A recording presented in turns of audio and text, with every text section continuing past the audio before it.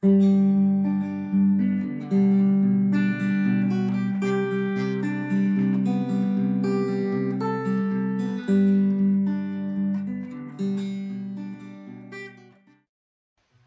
welcome back to the channel. If you've been following us from the beginning, you will know that I'm Constance, and together with my partner Nick and our kids, our family and our friends, we built our own earthbag house, and we wanted to share that process with you guys. So we made a whole instructional video series on how you can also build your own earthbag house and how we did it, including time lapses and like step by step, really like an idiot's guide to building an earthbag house, which is exactly what we were when we started. So if that's why you're here, please check out our previous videos where you'll find everything you need to know for you to build your own earthbag house.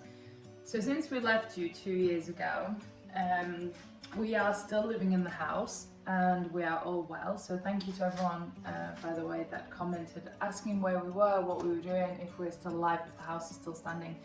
Yes, all of the above. We're absolutely fine. We really appreciate you guys asking. We've been absent for 3 reasons. The first and the most honest being that the dog ate my laptop charger. We had a puppy, Bruno, you'll see him in the old videos if you have a look, he's the black dog. He really chewed that thing.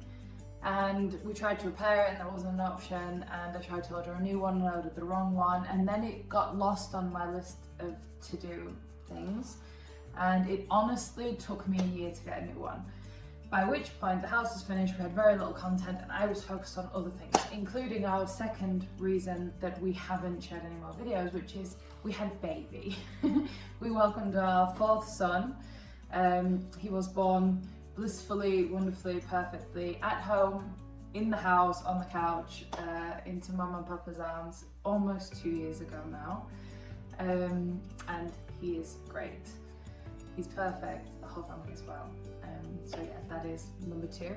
And yeah, number 3 is we were no longer building. We were living in the house, and yeah, we're not the most influencer type people. So we didn't really know what to share with you guys when we weren't sharing the building project. So yeah, that's where we've been. But we're back now, 3 years later, and we want to share with you an update of the house, where it's at now, how it's been living in it for 3 years.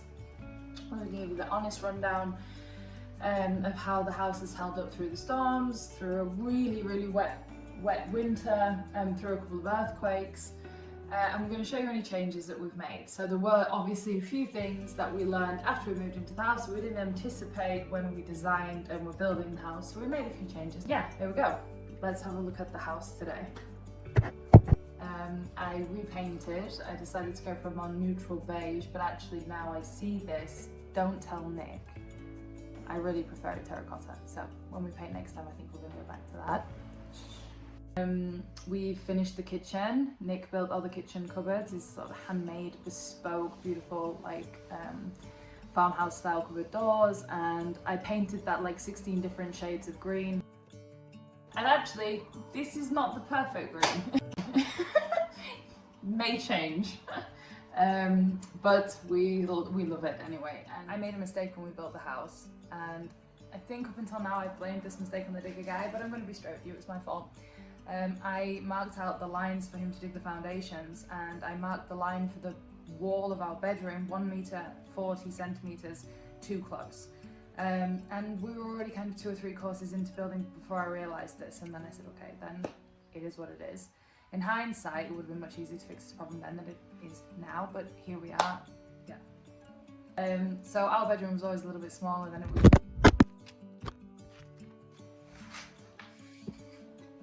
So our bedroom was always a little bit smaller than it was really planned to be. It was enough space for a double bed and like 40 centimeters on either side to walk around it. But we really had no storage space. Fortunately, Nick and I don't have a lot of clothes anyway, fashion. And Nick lives in work clothes anyway, so we kind of managed with like drawers under the bed. It was fine. I really don't like clutter anyway, but when Otis came around we needed a bit more space, so Nick came up, as he always does, with a perfect solution for this, and he built us this kind of bunk bed, this raised bed with a ton of storage underneath, so we had a bigger bed and all this storage. The second big change that we've made in the last 2 years to the house is the winter garden. So this was a really nice idea in principle. We had the idea that this would provide kind of passive solar heat to the 3 boys' bedrooms, because the winter garden actually acts as a kind of corridor or hallway to the boys' bedrooms. But actually, in all honesty, it was making it really cold in the winter because the sun just doesn't reach so low over the mountain. So it is colder. So yeah, we decided to put a solid roof on the winter garden, and we also redid the floor. We did it originally with this kind of calzada effect patio tiles, because it was an indoor-outdoor space.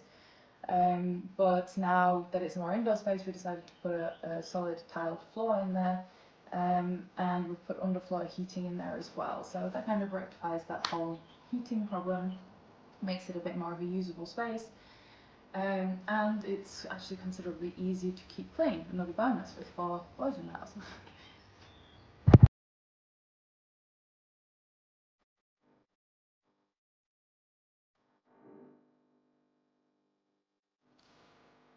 One of the things that has really developed and changed since we built the house is the garden.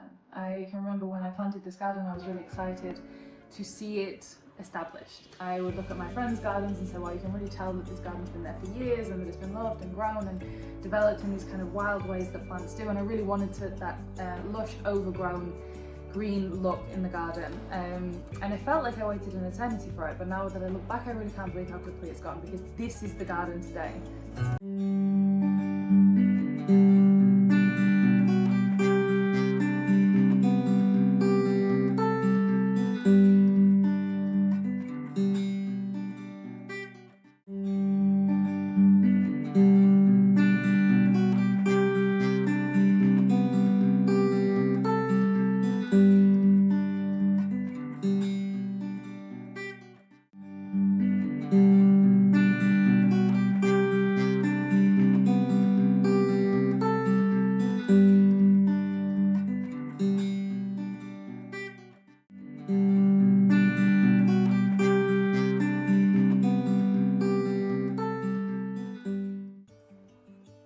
Look at this.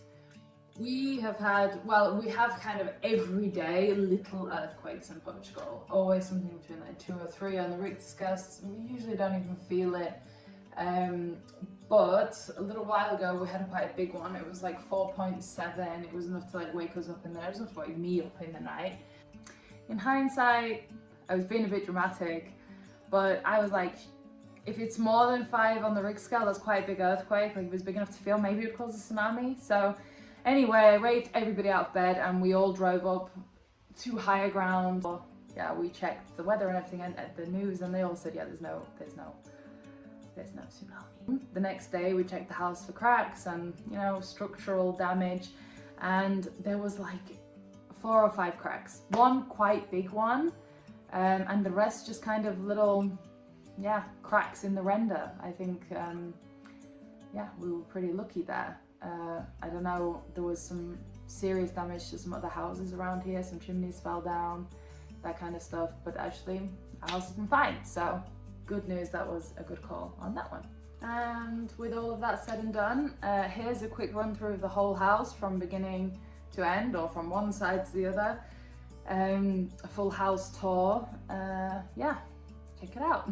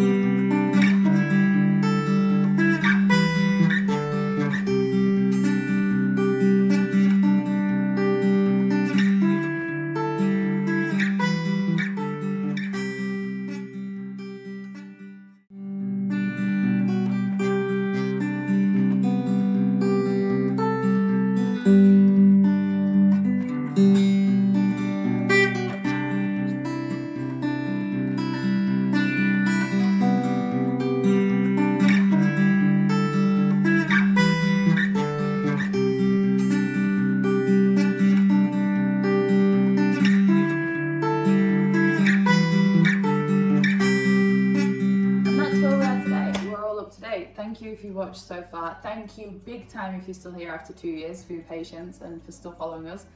And now that we're back and committed to regularly posting and we've got the laptop charger, you can expect another video from us in about 2 weeks, where we're going to share with you our latest building project, where you can see I'm sitting here now. We decided to build a little guest cottage on the land, and this time we've decided to build a roundhouse, which we're super excited about, and we're going to share again the whole process with you. So stay tuned for that. Additionally, we have some really big exciting news that I really want to tell you about, but we can't yet. So yeah, if you're interested, please stay tuned. We're really excited to tell you all about that, really excited to show you about what we're doing here with the cottage, and we're pretty happy to be building again. Actually, it's a really beautiful, rewarding process, and it's great to do this together as a family, as a couple. So yeah, and with you guys, thank you for following us, thank you for all of your messages and comments and subscriptions, all your follows. We really appreciate it. I don't know if I said it before, but the videos were wildly more popular than we ever anticipated, and you guys have been amazing. Like I don't know, we didn't expect so much positive feedback. We didn't expect to have inspired so many other people to do the same thing, and we love what you guys are doing. We really love seeing your guys' projects, and as always, we are here for you if you have any questions, if you think there's something that we can help you with our experience. Yeah, let us know. Stay tuned. Please like and subscribe if you haven't already. It really helps us out, and yeah, we can't wait to show you guys what's coming next time.